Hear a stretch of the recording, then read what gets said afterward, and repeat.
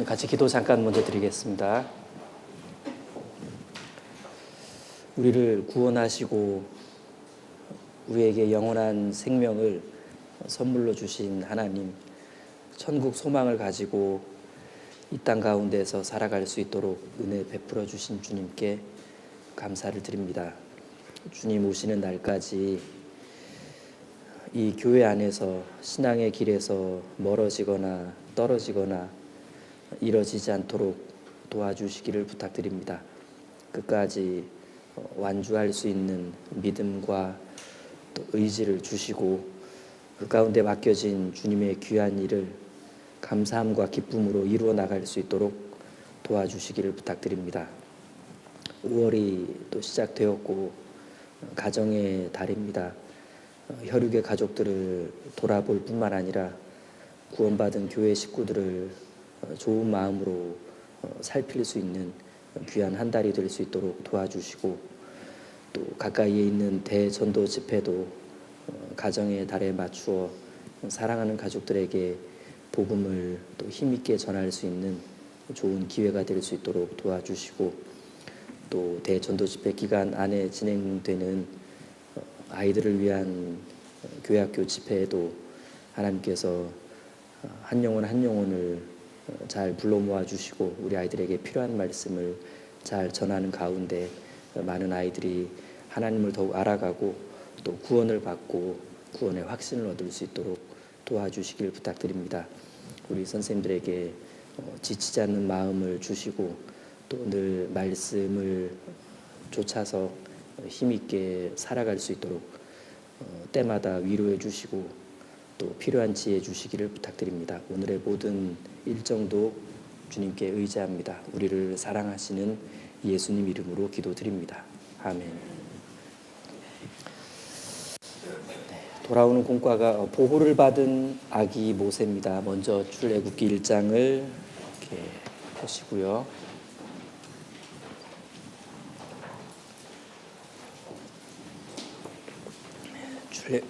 출애굽기 1장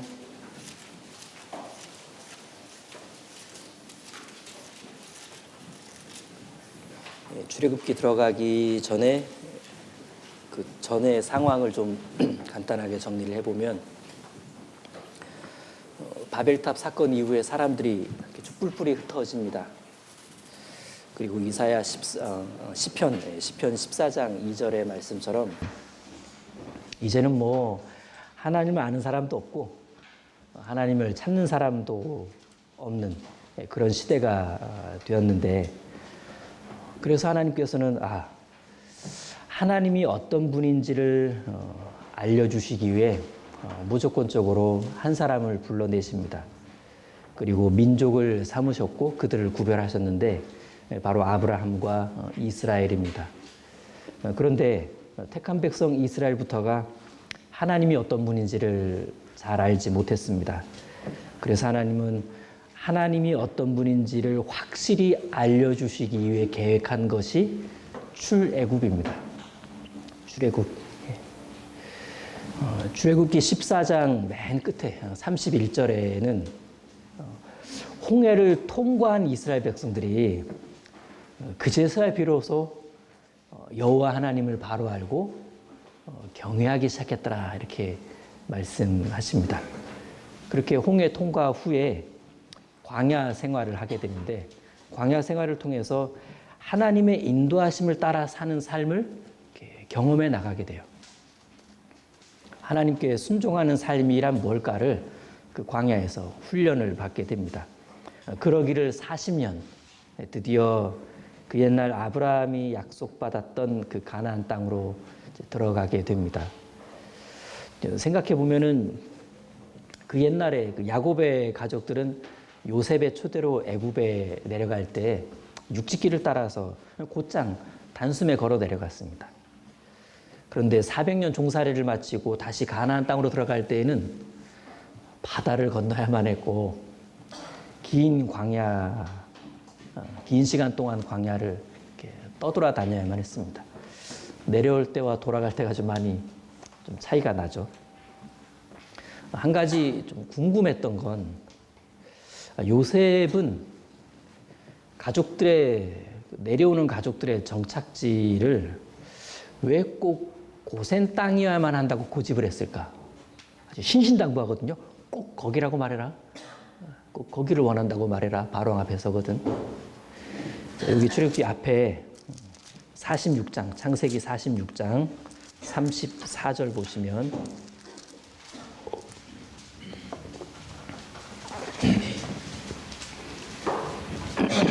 46장 34절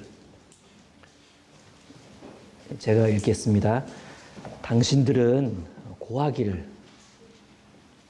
이제 바로 앞에 섰을 때 주의 종들은 어렸을 때부터 지금까지 목축하는 자이온데 우리와 우리 선조가 다 그러하니이다. 하소서. 애굽 사람은 다 목축을 가증히 여기나니 당신들이 고센 땅에 거하게 되리이다. 요셉이 형들에게 신신당부하는 장면입니다. 유목민이었던 이 야곱 가족에게 고센 땅이 꼭 필요했던 건 거기가 풍부한 목초지였기 때문만은 아니었습니다. 가장 중요한 이유는 고센 땅은 가나안과 가장 가까이에 있는 목초지였기 때문에 그래요.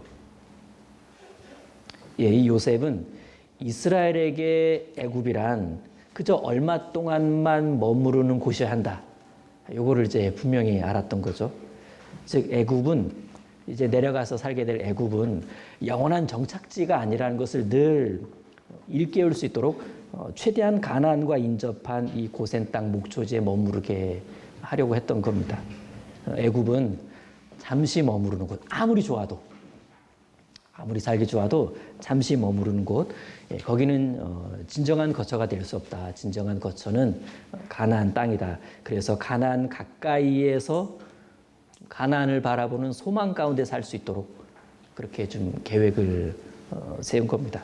실제 야곱은 죽을 때 나 애굽에서 장사하지 말아라 이렇게 간곡히 부탁을 합니다. 요셉도 내 뼈는 가나안 땅으로 옮겨달라 이렇게 유언도 합니다. 가나안은 참 소망이었던 겁니다. 우리도 그런 면에서 참 소망이 있죠. 지금은 비록 이 세상에서 굉장히 치열한 현실 속에 살고는 있지만 진정한 안식처는 저 천국이라는 거 이거 너무나 분명합니다. 지금 이렇게 우리는 천국과 가장 가까운 곳 교회 안에서 살아갑니다. 만약 지금 요셉이 우리 앞에 나타난다면 여러분 그 천국과는 너무 동떨어진 삶을 살지 마세요. 그거는 좀 위험할 수 있습니다. 저기요 형제님, 저기요 자매님, 너무 멀리 가서 살지 마세요. 천국과 가장 가까운 교회 안에서, 교회 가운데서 사세요. 이렇게 교회 안에서 살라는 당부를 하지 않을까 상상도 해보는데, 교회는 진정한 안식처인 천국과 가장 가까우면서 동시에 가장 살기 좋은 푸른 초장이라는 사실, 이것부터 우리 마음속에 좀 충분하게 생각하면서 살아갔으면 좋겠습니다. 요셉이 고센 땅을 선택한 또 다른 이유는 이스라엘이 죄와는 되도록 구별되어 살 수 있도록 그런 배려 차원입니다. 요셉은요, 이스라엘이 목수건만 하던 이 아버지 가족들이 최신 문명인 애굽 문화를 맛보면 자칫 쉽게 젖어들 수도 있겠다라는 그런 걱정과 염려가 있어서 어떤 환경적인 배려를 해준 거라는 생각도 해봅니다. 사실 고센 땅이 애굽에서는 굉장히 하층민들이 사는 곳이었거든요.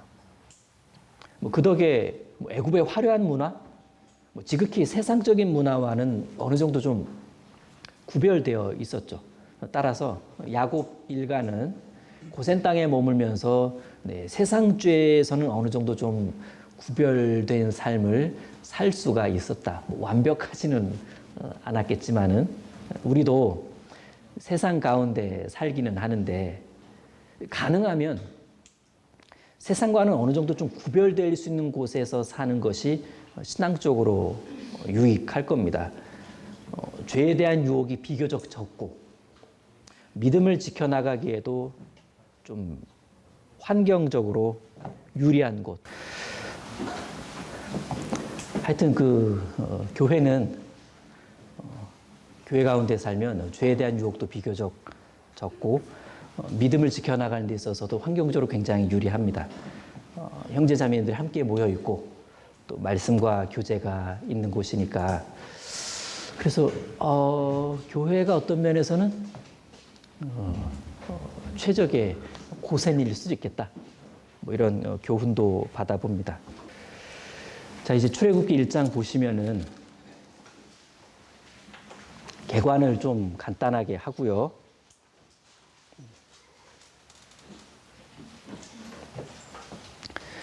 자, 누가 물어볼 수 있습니다. 출애굽기의 핵심 단어는 무엇일까? 그럼 출애굽기 핵심 단어를 말해 보시오. 그러면 구속이라는 단어입니다. 구속. 예. 구속은 뭐 쉽게는 이렇게 풀어준다, 석방한다라는 뜻인데 하나님께서는 이스라엘을 애굽의 속박으로부터 이렇게 꺼내 주십니다. 그래서 구속이란 단어가 핵심이니까 핵심 절은 6장 6절로 볼 수 있습니다. 네, 6장 6절 보시면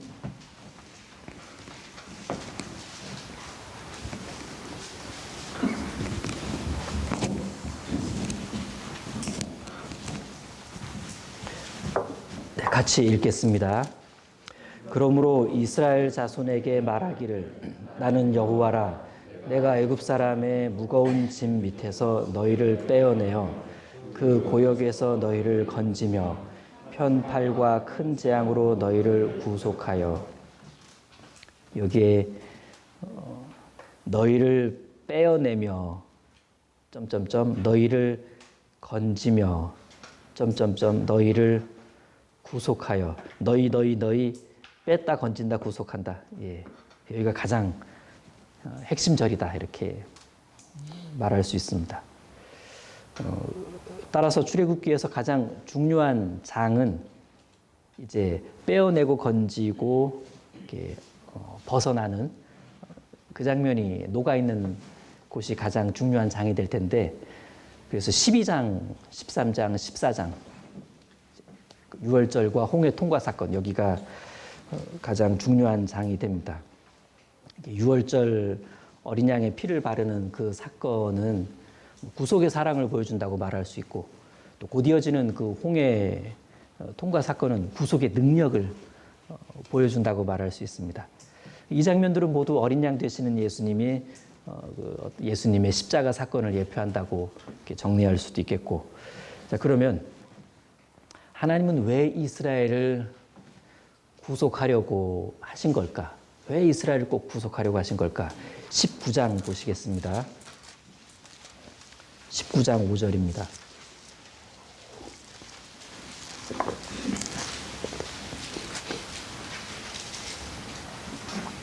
19장 5절과 6절 두 구절을 5절 6절을 같이 읽겠습니다. 세계가 다 내게 속하였나니 너희가 내 말을 잘 듣고 내 언약을 지키면 너희는 열국 중에서 내 소유가 되겠고 너희가 내게 대하여 제사장 나라가 되며 거룩한 백성이 되리라. 네, 여기 5절에 세계가 다 내게 속하였다. 엄청난 말씀이죠. 세계가 다 내게 속했다. 너희가 내 말을 잘 듣고 내 언약을 지키면 너희는 열국 중에서 내 소유가 되겠고 하나님께서 이스라엘을 하나님의 소유로 하시겠다. 너희가 내게 대하여 여기 제사장 나라가 되며 제사장 나라가 된다는 건 하나님을 직접 섬기는 나라가 된다라는 뜻입니다. 거룩한 백성이 되리라. 하여튼 놀라운 특권인데 자, 하나님은 이러한 이유로 내 소유 제사장 나라 거룩한 백성 되게 하려고 이스라엘을 구속하신 거다. 이렇게 생각할 수 있고 이제 1장으로 가시면 출애굽기 1장으로 가시면 8절부터 11절입니다. 8절부터 11절을 제가 읽겠습니다. 요셉을 알지 못하는 새 왕이 일어나서 애굽을 다스리니 그가 그 신민에게 이르되 이 백성 이스라엘 자손이 우리보다 많고 강하도다. 자, 우리가 그들에게 대하여 지혜롭게 하자. 두렵건대 그들이 더 많게 되면 전쟁이 일어날 때 우리 대적과 합하여 우리와 싸우고 이 땅에서 갈까 하노라 하고 감독들을 그들 위에 세우고 그들에게 무거운 짐을 지워 괴롭게 하여 그들로 바로를 위하여 국고성 비돔과 람셋을 건축하게 하니라. 자, 지금 번성하는 가운데 평화롭게 지내던 이스라엘 백성들에게 그야말로 끔찍한 일이 일어났습니다. 하루아침에 신분이 건축노동을 전담하는 노예로 이렇게 바뀌어버린 거예요. 그들의 평화, 안락, 평안 다 이제 깨져버린 거죠. 사실 이것이 출애굽의 원인이 됩니다. 만일 이런 식의 신분 변화가 없었다면 굳이 애굽을 떠나고 싶어 했을까? 뭐 하루하루가 뭐 괜찮은데 그럭저럭. 그럼 왜 애굽은 이스라엘을 자유인에서 노예로 신분을 이렇게 전락시켜 버린 걸까? 이것을 이해하기 위해서는 이집트 고대 역사를 약간은 좀 살펴볼 필요가 있습니다. 자, 이집트 고대 역사에서 중요한 사건 하나가 일어납니다. 기원전 18세기 중엽, BC 18세기 중엽에 셈족 계통의 아시아인들, 그들 중에 힉소스 민족이 있었는데 셈족 계통의 아시아인들 힉소스 민족이 애굽을 쳐들어옵니다.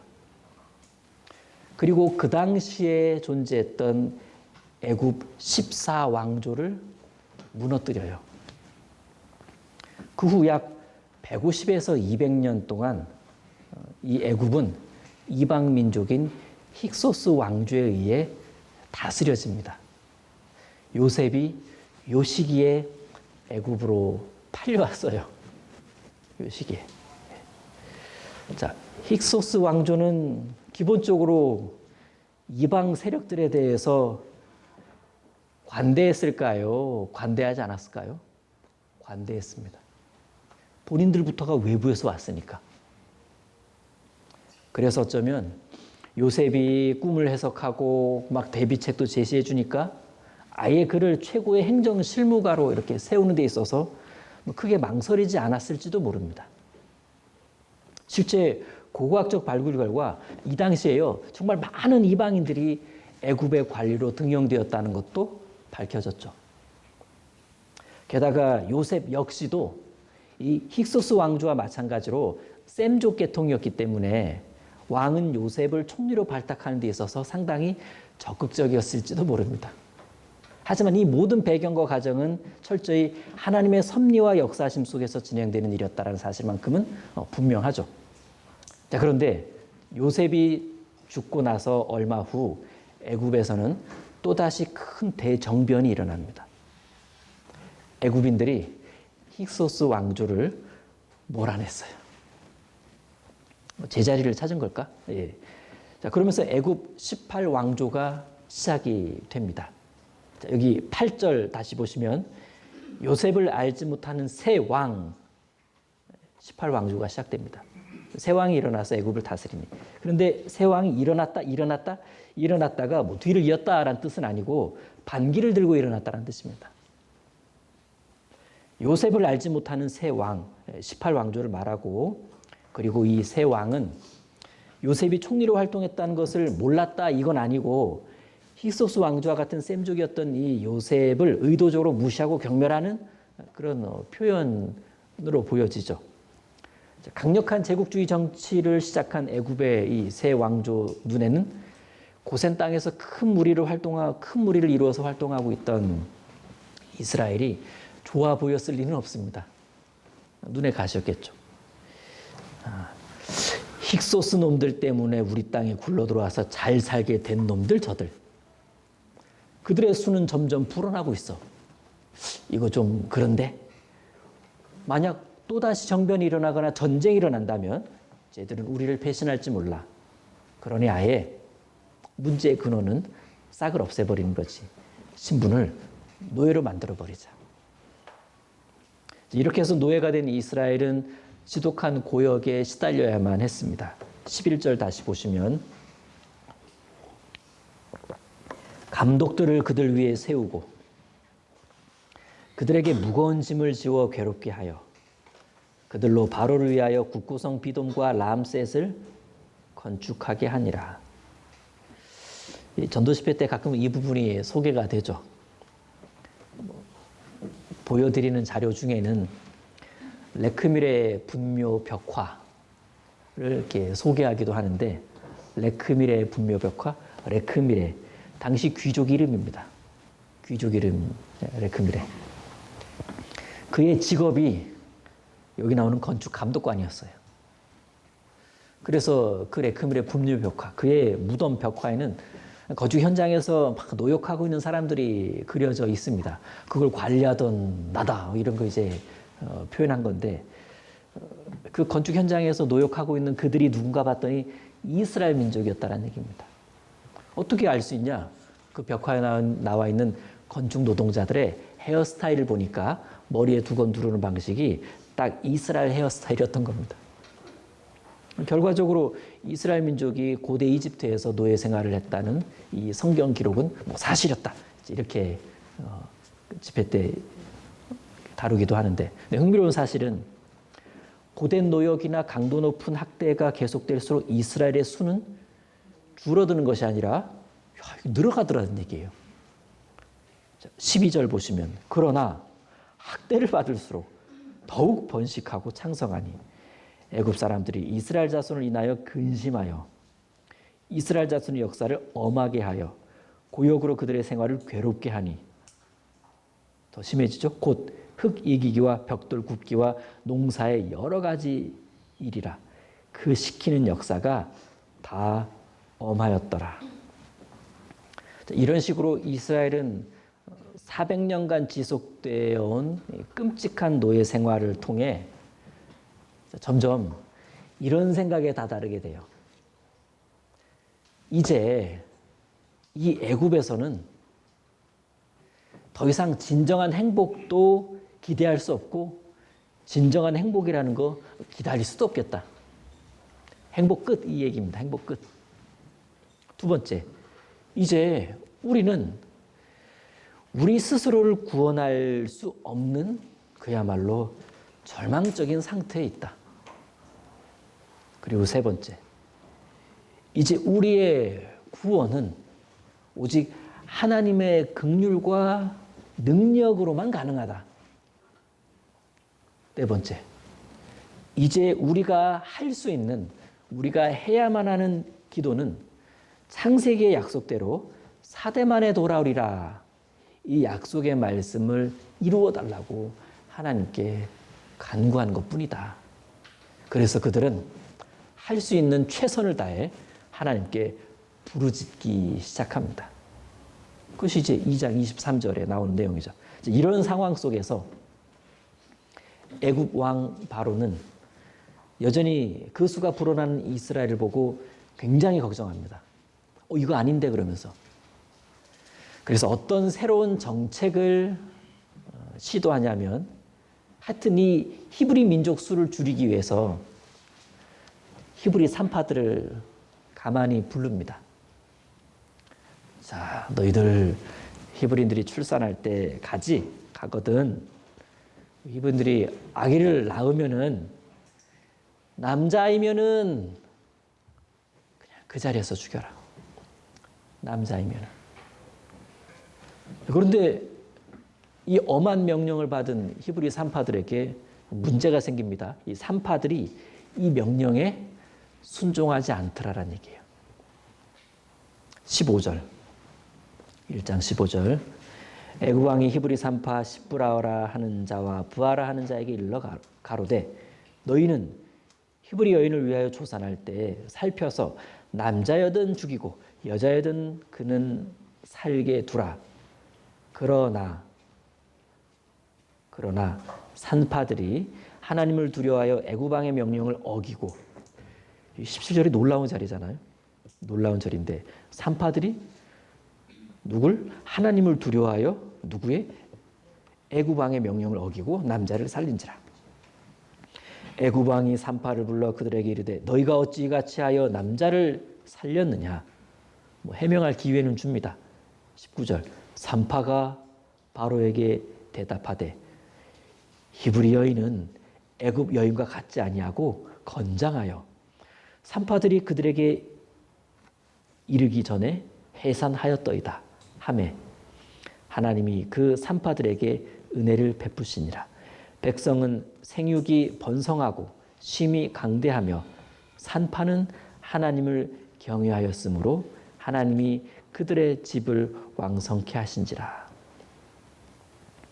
이런 맥락에서 보면 노역으로 노예 생활로 그들의 삶은 힘들긴 했지만 하나님이 그들을 버리신 건 아니라는 건 아시겠죠, 그렇죠? 자, 산파들이 애굽 왕의 명령을 거절한 이유는 딱 하나예요. 애굽 왕보다 더 위에 계신 만왕의 왕이신 하나님을 생각했기 때문에 그렇습니다. 그 생각은 너무 분명하고 생생한 거예요. 여기 17절에서 산파들의 그런 마음을 뭐라고 표현했냐면 산파들이 하나님을 두려워했다 이렇게 말씀하고 있습니다. 그리고 21절에서는 그것이 바로 하나님 경외였다라고 말씀하고 있습니다. 하나님께서는 하나님을 경외하는 이들에게 두 가지 은혜를 베풀어 주시는데 첫 번째, 왕의 명령에 불순종해서 불려갔을 때 왕 앞에서 좀 말을 지혜롭게 할 수 있는 능력을 주십니다. 위기를 넘기죠. 두 번째, 이 산파들의 집과 가정이 왕성하도록 형통하도록 도와주십니다. 우리가 여기서 이런 교훈을 얻게 돼요. 야, 이거 하나님을 경외하니까 하나님을 경외함으로 하나님 뜻에 맞는 선택과 결정을 하게 되면은 그 다음에는 하나님께서 도와주시네. 그렇구나. 마땅히 할 일을 하면 하나님 앞에서 어떤 어려운 상황에서도 벗어날 수 있도록 도와주시는구나. 그리고 가정에 축복도 더해 주시네. 복에 복을 더하사. 야, 되네. 이게 되네. 여기서 놀라운 사실 하나를 개인적으로 이렇게 발견하게 되는데, 이 1, 2장에요. 모세 가족들의 이름은 자세히 언급되지 않아요. 그냥 레위 족속 중 한 사람 이런 식으로 이렇게 모세 요 정도만 나오지 자세하게 모세 가족들의 이름이 언급이 안 됩니다. 그런데 이거 지나간 듯한 스토리인 산파들의 이야기 속에서 산파들의 이름은 나와요. 15절에 히브리 산파 십부라라 하는 자와 부하라 하는 자. 야, 여러분 이런 상황에서 이들의 이름이 등장했다는 건 굉장히 특별한 겁니다. 이들은 자기 목숨조차 부지하게 어려웠을 이 암울한 시대의 상황 속에서도 오로지 하나님만을 바라보는 자들을 하나님께서 어떻게 인도해 주시는가를 증명해낸 사람들이에요. 상당히 특별한 사람들이죠. 이들의 선택과 결정은 잘한 것이 없고 빛났습니다. 그래서 출애굽기 1장의 전체적인 색깔은 잿빛이라고 본다면은 이 장면에서만큼은 가장 빛나는 장면이라고 할 수 있습니다. 근데 이들의 이름도 사실 빛났습니다. 십부라라는 이름 뜻이 아름답고 우아하다라는 뜻입니다. 여러분 아름답고 우아하면 어때요? 빛나요. 부하라는 이름 뜻은 아예 화려하게 빛나다라는 뜻입니다. 이들은 정말 이름답게 요 어두운 시대에서도 확실한 어떤 신앙적 결단으로 굉장히 그 당시를 아름답고 화려하게 빛내준 사람들입니다. 이 장면을 읽어 내려가면 이렇게 뭔가 이렇게 미소도 짓게 되고 우리가요. 맞아. 짜릿한 쾌감도 우리가 느끼게 됩니다. 그런데 이런 산파들의 행동과 태도에 대해서 애굽왕 바로는 더욱 열이 받습니다. 그래서 더 격한 명령을 내리게 되는데 22절 1장 22절 같이 읽겠습니다. 그러므로 바로가 그 모든 신민에게 명하여 가로되 남자가 나거든 너희는 그를 하수에 던지고 여자애든 살리라 하였더라. 자, 누구든 태어난 히브리 남자아이에 대해서는 무조건 강물에 던져버려라. 굉장히 이제 왕이 크게 화가 난 거예요. 이렇게 화난 왕의 이야기로 출애굽기 1장은 끝납니다. 이렇게 무서운 명령으로 1장이 끝나면 1장의 엔딩이 그러니까 아유야 이제는 이스라엘은 희망이 없겠네. 야 이거 머지않아 끝당했는데? 이렇게 느껴지죠. 이런 상황 속에서 2장은 한 가정에 가슴 졸이는 이야기로 이렇게 시작이 됩니다. 자, 2장 1절부터 10절인데 제가 빠르게 읽어 내려가 보겠습니다. 레위 족속 중 한 사람이 가서 레위 여자에게 장가들었더니 그 여자가 잉태하여 아들을 낳고 그 준수함을 보고 그를 석 달을 숨겼더니 더 숨길 수 없이 되매 그를 위하여 갈상자를 가져다가 역청과 나무진을 칠하고 아기를 거기 담아 하숫과 갈대 사이에 두고 그 누이가 어떻게 되는 것을 알려고 멀리 섰더니 바로의 딸이 목욕하러 하수로 내려오고 시녀들은 하숫가에 거닐 때 그가 갈대 사이에 상자를 보고 시녀를 보내어 가져다가 열고 그 아이를 보니 아이가 우는지라 그가 불쌍히 여겨 가로되 이는 히브리 사람의 아이로다. 그 누이가 바로의 딸에게 이르되 내가 가서 히브리 여인 중에서 유모를 불러다가 당신을 위하여 이 아이를 젖먹이게 하리까? 바로의 딸이 그에게 이르되 가라. 그 소녀가 가서 아이의 어미를 불러오니 바로의 딸이 그에게 이르되 이 아이를 데려다가 나를 위하여 젖을 먹이라. 내가 그 삭슬 주리라.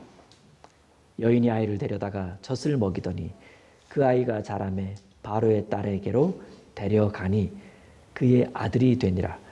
그가 그 이름을 모세라 하여 가로되 이는 내가 그를 물에서 건져내었음이니라 하였더라. 자, 여기 모세를 누가 살려준 거냐? 예, 하나님께서 살려주신 것만큼은 분명한데 자, 어떤 면에서는 온 가족들의 노력이 모세를 살렸습니다. 자, 뿐만 아니라 이 어린 모세에게 신앙을 심어주는 데 있어서도 가족은 하나가 되었습니다. 아, 가족이 함께하는 자녀 신앙 교육은 이런 거겠다. 이런 거겠다. 한편 모세의 가족에 대한 구체적인 이름들은 출애굽기가 아니라 민수기에 소개됩니다. 민수기. 접으시고 민수기 26장 보시면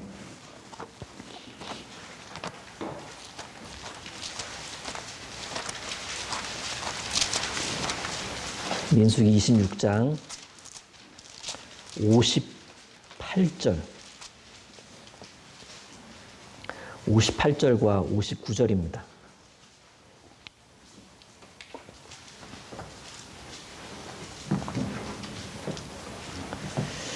자, 59절만 제가 읽겠습니다.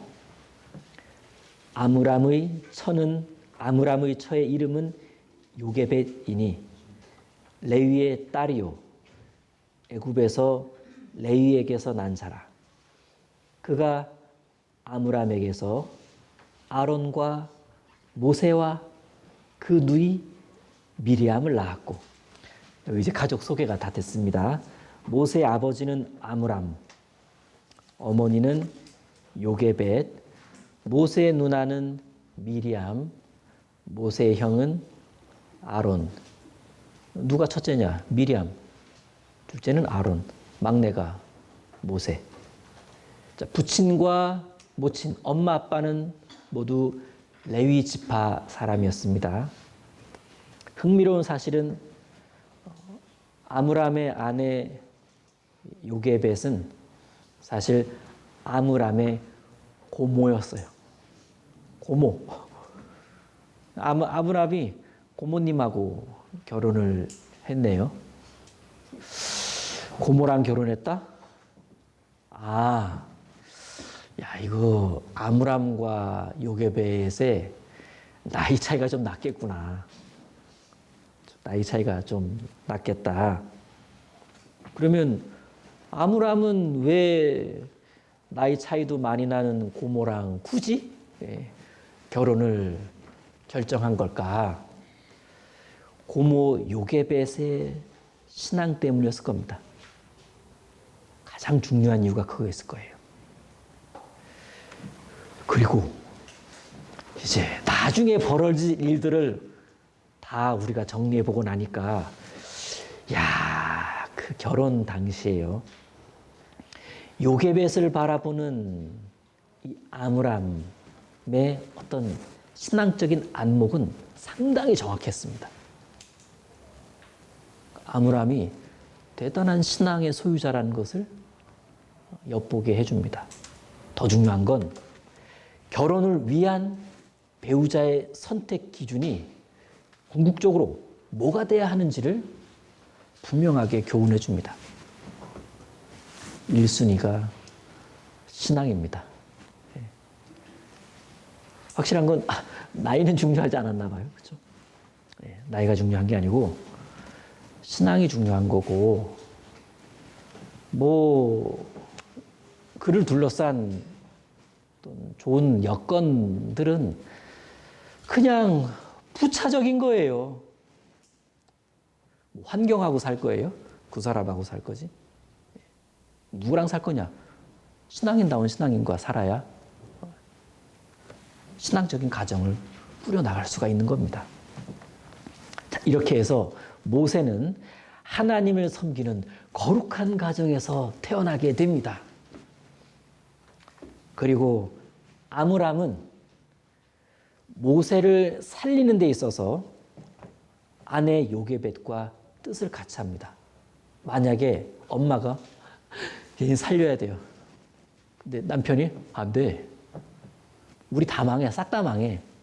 안 돼, 안 돼. 그랬으면 이 스토리는 끝나는 거예요. 자, 부모가 같은 믿음과 같은 신앙을 가지는 것이 얼마나 중요한지를 말해주죠. 근데 성경의 흐름으로 봐서는 아무래도 어머니 요게벳이 하여튼 요 모세를 살리는 일에 좀 더 주된 역할을 담당했을 것 같습니다. 그렇다고 해서 아므람을 소극적인 아버지, 무관심한 아버지로 바라보면 그것도 곤란해요. 일단 아므람은 건장한 남자였으니까 아마도 아침부터 하루 종일 현장에 나가서 고된 노역을 감당해야만 했을 겁니다. 만일 아므람이 나도 우리 아이를 살리는데 일을 같이 할 거다 해서 막 모세 가까이서 막 뭔가를 했다고 한다면 막 요게벳과 같이 막 해가지고 적극적으로 뭘 했다 그러면은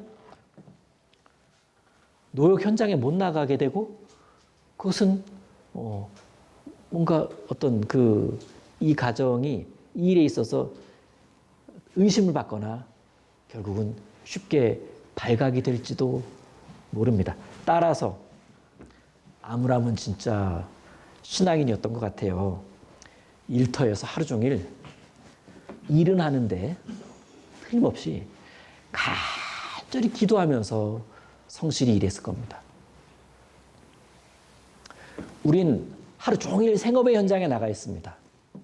동시에 하루 종일 간절히 기도해야 되는 것들이 있고 또 기도할 수가 있죠.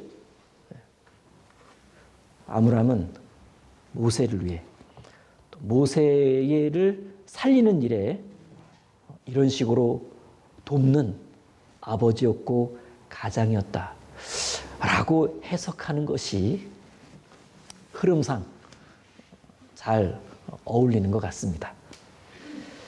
자, 당시 첫째였던 미리암은 한 10살 정도였을 거예요. 보통 그렇게 추측합니다. 미리암이 10살이면은 동생 아론은 몇 살이었을까요? 한 3살쯤 되지 않았을까? 이렇게 보통 추측합니다. 10살의 딸과 3살의 아들, 그리고 이제 막 태어난 모세. 그러니까 모세를 살리는 일에 있어서 이 아론이 뭘 하기가 어려운 나이예요. 야, 이 집 남자들은 하나도 안 보이네? 이러면 곤란하고 아버지는 일 나가야 되고 아론은 애기예요, 애기. 그냥 애기. 따라서 결국은 어머니 요게벳과 장녀 미리암이 이 거사의 주된 역할을 할 수밖에 없었다. 이렇게 볼 수 있겠죠. 자, 다시 출애굽기 2장으로 가시면은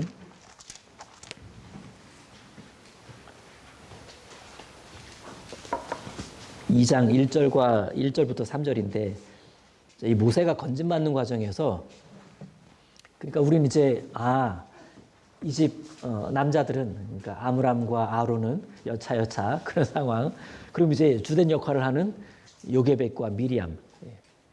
모세를 건져내는 과정에서 이 요게벳과 미리암의 역할들을 그들의 마음을 좀 나누어서 살펴보면 또 굉장히 교훈이 될 것 같아요.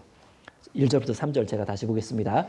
레위 족속 중 한 사람이 가서 레위 여자에게 장가 들었더니 그 여자가 잉태하여 아들을 낳아 그 준수함을 보고 그를 석 달을 숨겼더니 더 숨길 수 없게 되매 그를 위하여 갈상자를 가져다가 역청 나무진 하숫과 갈대 사이에 보냅니다. 여기에 2절 중간에 아들을 낳아 그 준수함을 보고 준수함, 여기서의 준수하다는 것은 보여지는 외적인 아름다움을 말하는 것은 아닙니다. 여기서의 그 준수함이란 내면의 아름다움과 어떤 순결함을 강조한 단어예요. 야, 얘 참 준수하다. 겉보기를 주로 말하는 게 아니라 내면에 있을 법한 그거. 야, 얘 참 준수해 보이네. 내면의 순결함과 아름다움.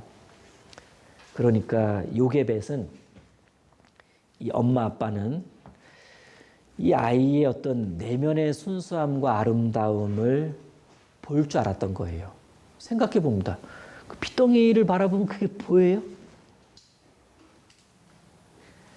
그런데 이 집안이 어떤 집안이고 이 부모가 어떤 신앙인이며 이 아이가 어떻게 태어난 아이인지를 종합적으로 생각하면 이 아이를 바라볼 때 어떤 믿음의 관점으로 바라보게 됩니다. 야, 이 아이. 하나님이 우리 가정에 주신 이 아이. 이젠 이 아이를 믿음의 관점으로 계속 해석하게 돼요. 야, 이 아이는 하나님 보실 때 일어나야겠다. 그것이 이 부모에게는 이 아이를 숨기게끔 만들었고 그 믿음의 확신은 몇 달 뒤 갈대 상자 계획으로 이어지게 됩니다. 자, 여기서 접으시고요. 사도행전 7장도 가보겠습니다. 사도행전 7장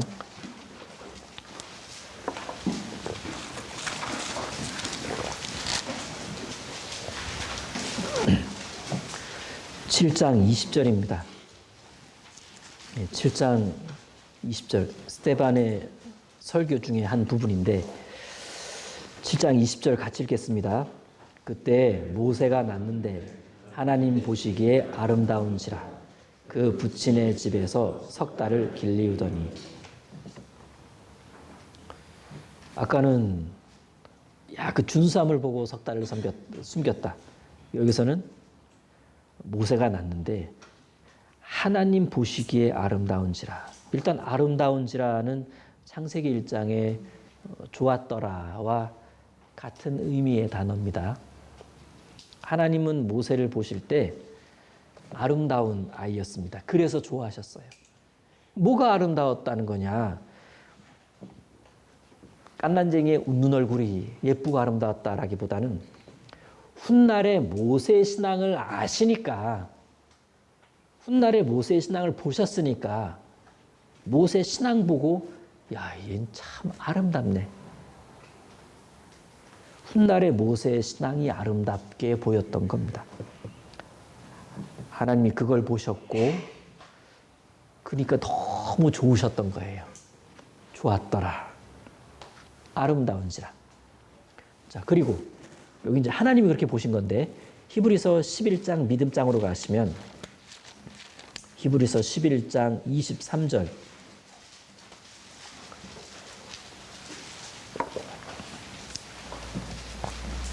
(11장 23절도) 같이 읽겠습니다. 믿음으로 모세가 낳았을 때 그 부모가 아름다운 아이임을 보고 석 달 동안 숨겨 임금의 명령을 무서워 아니하였으며. 우리 아까 본 사도행전 7장에서는 아름다운 아이 모세, 그 앞에 출애굽기 2장에서 봤을 때는 준수한 아이 모세, 여기서는 또 아름다운 아이 모세. 아까 사도행전 7장에서는 하나님이 모세를 그렇게 보신 거예요. 아름답다. 근데 여기서 보니까 부모가 볼 때도 얘 아름다운 아이네. 뭘 말합니까? 모세를 바라보는 부모의 안목과 모세를 바라보는 하나님의 안목이 일치되는 장면이에요. 모세의 부모가 얼마나 신앙적인 삶을 살아가는 하나님의 자녀인지를 우리에게 일깨워줍니다. 이야, 하나님과 같은 안목을 가졌던 믿음의 부모들, 아므람과 요게벳입니다. 그럼 이쯤에서만 딱 봐도 이거 뒤는 굉장한 일들이 벌어지겠다. 어려움도 많겠지만 이런 믿음을 가진 어떤 부모의 가정에서 벌어진 일은 믿음스럽게 흘러가지 않겠냐. 벌써 딱 짐작이 되죠. 만일 우리도 하나님과 동일한 안목으로 하나님이 바라보시는 관점으로 우리 초등부 아이를 바라볼 수 있다면, 우리가 그렇게 바라볼 수 있다면 그 뒷이야기는 어떻게 흘러갈까? 참 감사한 건 우리 선생님들 역시도 하나님의 안목으로 우리 아이들을 바라볼 줄 압니다. 또 그러려고 늘 노력한다는 것도 사실이고, 그래서 우리의 아이들은 참 전망이 괜찮다, 이렇게 생각도 해보고, 우리가 하나님의 안목으로 아이들을 바라본다는 건요, 적어도 아이들 한 명 한 명을 바라볼 때 비교나 판단의 눈으로 아이를 바라보는 게 아닙니다. 이 아이의 말투, 이 아이가 숙제를 해오는 부분, 이 아이가 암송했냐 안 했냐, 이런 단순한 결과물들을 가지고 비교나 판단의 눈으로 아이를 바라보는 게 아니라 그냥 존재 자체를 기뻐하는 눈이에요. 얘도 참 하나님 기뻐하시겠다. 이 아이도 하나님이 맡겨주신 아이네. 그런 믿음의 눈으로 바라보는 그 안목을 말씀드린 겁니다. 우리가 그런 눈으로 아이들을 바라보면요, 뭐가 보이냐? 이 아이의 비전과 꿈도 엿볼 수가 있어요. 아이들의 비전과 꿈은 그들이 스스로 토해내야 될 항목이 아니라 이 어린아이들을 가르치는 교사가 발견해야 될 몫이기도 합니다. 자, 본문을 여기 23절, 히브리서 11장 23절 다시 보시면, 믿음으로 모세가 낳았을 때 그 부모가 아름다운 아이임을 보고 석 달 동안 숨겨 임금의 명령을 무서워 아니하였으며. 자, 어머니 요게벳의 믿음은, 아버지의 믿음은 임금의 명령 같은 것은 두려워하지 않게 했습니다.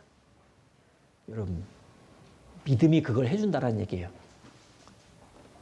야, 내가 믿음이 어느 정도지? 나 믿음이 뭐 그 정도는 있나? 이거 어떻게 가늠해 볼 수 있냐? 어떠한 회방적인 세상 임금들의 명령에 반응하는 나를 보면 돼요. 무서워. 무서워. 이러다 나 잘리겠네. 이러다가 사장님이 나를 막 어떻게 막 안 좋게 하겠네. 무서워하고 있는 겁니다. 굳은 믿음을 가진 부모, 굳은 믿음을 가진 그리스도인들은 세상 임금 명령 안 무서워하는 게 맞습니다. 왜? 그 명령을 무서워하자니 하나님의 명령이 너무 크고 위대해. 그리고 나는 그 명령이 더 좋아. 만약 믿음이 약하다면, 믿음이 약해진다면 나타나는 현상은 세상 임금들의 명령에 대해 두려워하기 시작할 거란 얘기입니다.